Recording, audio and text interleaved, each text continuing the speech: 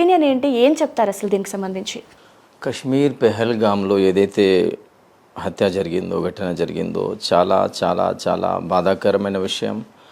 ఆ రోజు నుంచి ఇప్పటి వరకు, ఈ రోజు వరకు మేము ప్రార్థనలు చేస్తున్నాము, దువాలు చేస్తున్నాము. నిన్న జుమ్మా నమాజ్లో కూడా, జుమ్మా నమాజ్లో ముస్లిమ్స్ చాలామంది వస్తారు. మసీదులో నమాజ్ ముందు బయాన్ తర్వాత కూడా కశ్మీర్లో ఎవరైతే మృతి చెందారో వాళ్ళ అందరి కోసం, వాళ్ళ ఫ్యామిలీ మెంబర్స్, వాళ్ళ అమ్మ నాన్న చెల్లెల సహనం కోసం మేము ప్రార్థన కూడా చేశాము. కశ్మీర్లో ఎవరైతే మృతి చెందారో చాలా భారత బిడ్డలు అండి వాళ్ళందరూ. ముందు వాళ్ళకు మేము భారత బిడ్డలాగా చూస్తున్నాము. చాలా బాధాకరమైన విషయం.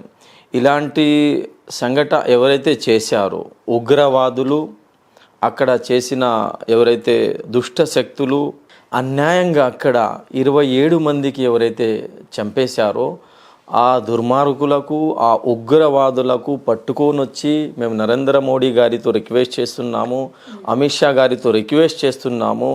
వాళ్ళందరికీ పట్టుకొని వచ్చి నరి రోడ్డు పైన ఢిల్లీలో తీసుకొని వచ్చి శిక్ష ఇవ్వాలా. ఇంటర్నేషనల్ మీడియా టెలికాస్ట్ చేసి ఆల్ వరల్డ్ మొత్తం చూసేటట్టు ఇంకొకసారి పాకిస్తాన్ ఉగ్రవాదులైనా, ఏ కంట్రీకి సంబంధించిన ఉగ్రవాదులైనా, భారతదేశం పైన, భారత బిడ్డలపైన ఇలాంటి దుష్ట శక్తుల యొక్క దృష్టి పడకుండా వణికిచ్చేటట్టు శిక్ష ఇవ్వాలని మేమందరం నరేంద్ర మోడీ గారితో, అమిత్ షా గారితో కోరుతున్నామండి. సో మనకి ఆర్టికల్ 370 రద్దు అయిన తర్వాత జమ్మూ కాశ్మీర్లో సో ఇలాంటి చర్యలనే మేము ఆహ్వానించబోము అనేసి ముక్తకంఠంతో చెప్పుకొచ్చింది. సో ఇలాంటి మూమెంట్లో పాకిస్తాన్ చేస్తున్నటువంటి ఈ చర్యలపై సో ఆఫ్టర్ ఆర్టికల్ 370 రద్దు అయిన తర్వాత ఇలాంటి చర్యలు అనేది సో దాన్ని ఏ విధంగా చూస్తారు మీరు?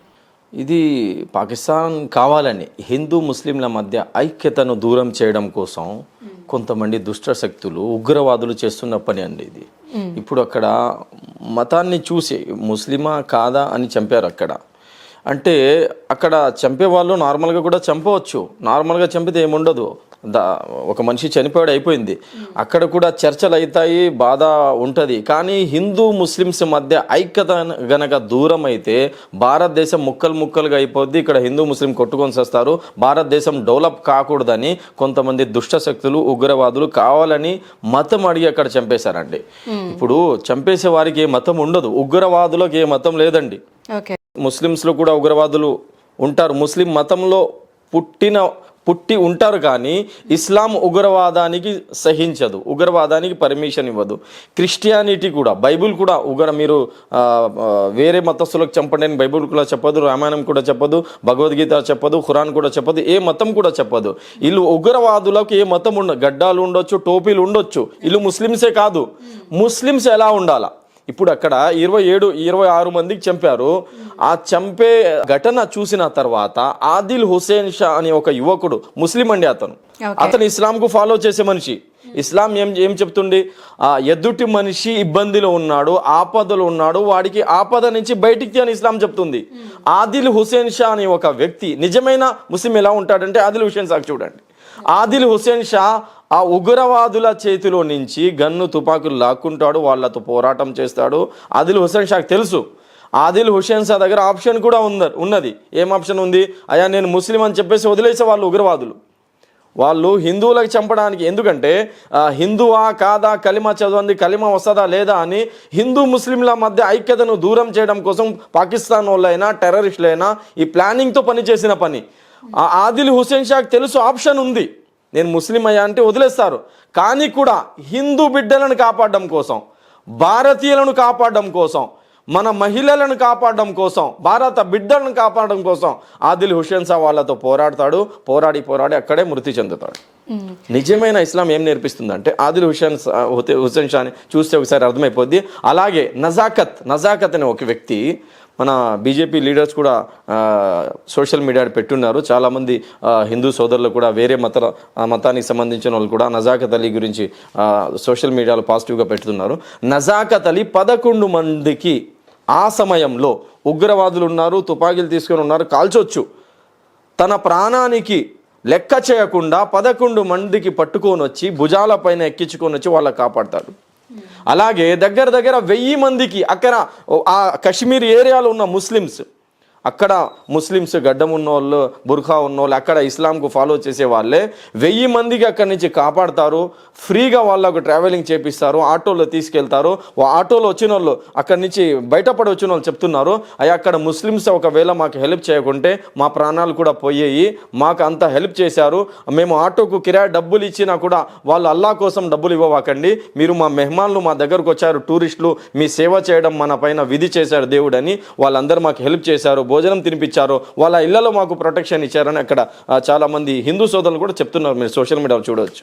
ఓకే, సో ఇక్కడ మెయిన్ థింగ్ ఏంటంటే అండి, సో కాశ్మీర్లో ముస్లింలని వదిలేసి హిందువులని టార్గెట్ చేసి చంపటం అనేది చాలా హేయమైన చర్య. సో మీరు అన్నట్టుగా ఉగ్రవాదులకి మతం లేదు అనుకున్నప్పుడు సో ముస్లిమ్స్ని ఎందుకు వదిలేసింది, హిందువులని ఎందుకు టార్గెట్ చేసింది? సో అంటే మీకు సోదర భావం ఉందనే ఆ భావజాలంతోనే ఏమైనా ముస్లిం సోదరులని వదిలేసింది అనుకోవచ్చా? చిన్న మాట మేడం, వాళ్ళకు ఇస్లాం గురించి గనక ఒక 10% నాలెడ్జ్ ఉన్నా వాళ్ళు ఉగ్రవాదుల్లాగా తయారు అవ్వరు. ఇస్లాం ఉగ్రవాదానికి సహించదు, ఉగ్రవాదానికి పర్మిషన్ ఇవ్వదు, ఉగ్రవాదానికి దగ్గర తీయదు, ఉగ్రవాదానికి ఇస్లాంకి ఎటువంటి సంబంధం లేదు. 10% కనుక ఇస్లాం నాలెడ్జ్ ఉంటే వీళ్ళు ఉగ్రవాదుల్లాగా తయారవ్వరు. పేరుకి గడ్డం ఉన్నది, పేరుకు టోపీ ఉన్నది, పేరుకు వాళ్ళకు బట్టలు ఉండొచ్చు కానీ, లిబాస్ ఉండొచ్చు కానీ ఉగ్రవాదులకు ఏ మతం ఉండదండి. వాళ్ళు కావాలని చేసిన పని ఇది. ఎందుకంటే ఇప్పుడు మేము కనుక చూసుకుంటే ఇప్పుడు ఇక్కడ ముస్లిమ్సా, ఏ కులానికి సంబంధించిన వ్యక్తి అని ఇక్కడ గమనించి వాళ్ళకి అడిగి చంపేశారు. ఇప్పుడు ఒక 2 years బ్యాక్ మేము చూసాము, ట్రైన్లో జర్నీ చేసేటప్పుడు ఒక పోలీస్ అధికారి, రైల్వే పోలీసు, అతను నువ్వు ఏ కులానికి సంబంధించిన వ్యక్తి, నువ్వు ముస్లిం కదా, జై శ్రీరామ్ అని చెప్పకుంటే నేను కొట్టేస్తా అని ఆ మనిషికి మోడీ తెరా బాప్ అని చెప్పేసి షూట్ చేసి చంపేశాడు.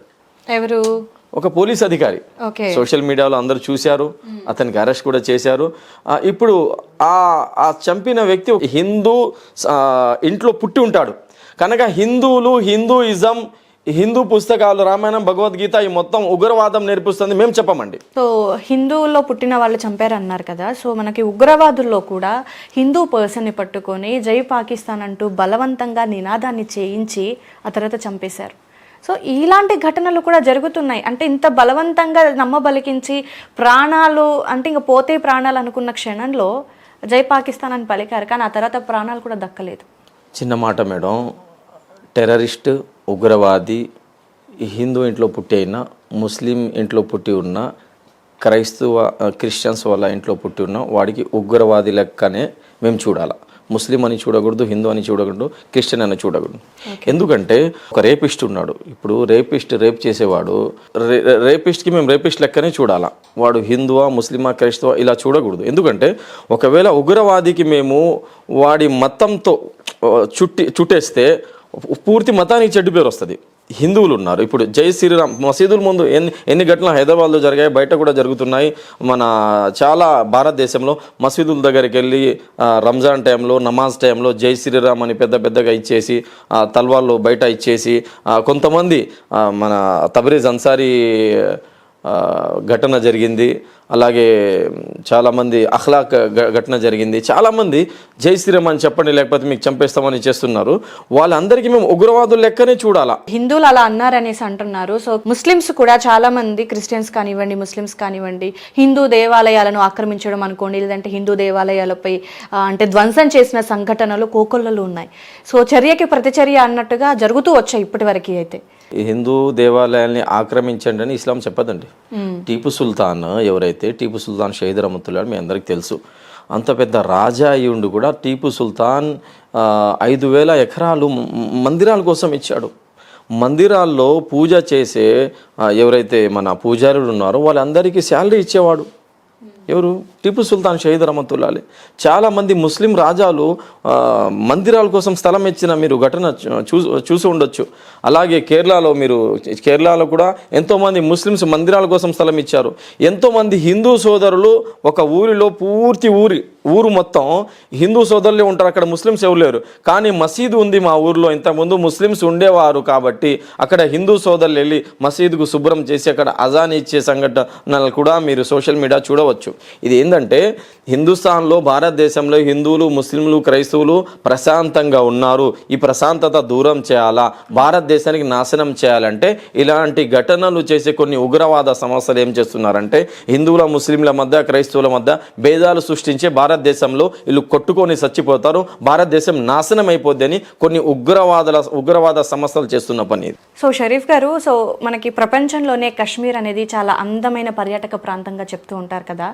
సో అలాంటి ప్రాంతంలో ఇలాంటి ఘటనలు జరగటం అని అంటే అక్కడి ప్రజలు డెవలప్ అవ్వటం అంటే పాకిస్తానీలకి ఇష్టం లేదా, వాళ్ళు ఎదగటం మీద కుట్ర పడిని ఉన్నారంట అనుకోవచ్చంట. పాకిస్తాన్కి భారతదేశం అంటే భారతదేశం యొక్క డెవలప్మెంట్ ఇష్టం లేదండి, ఓకే, ఇష్టం లేదు.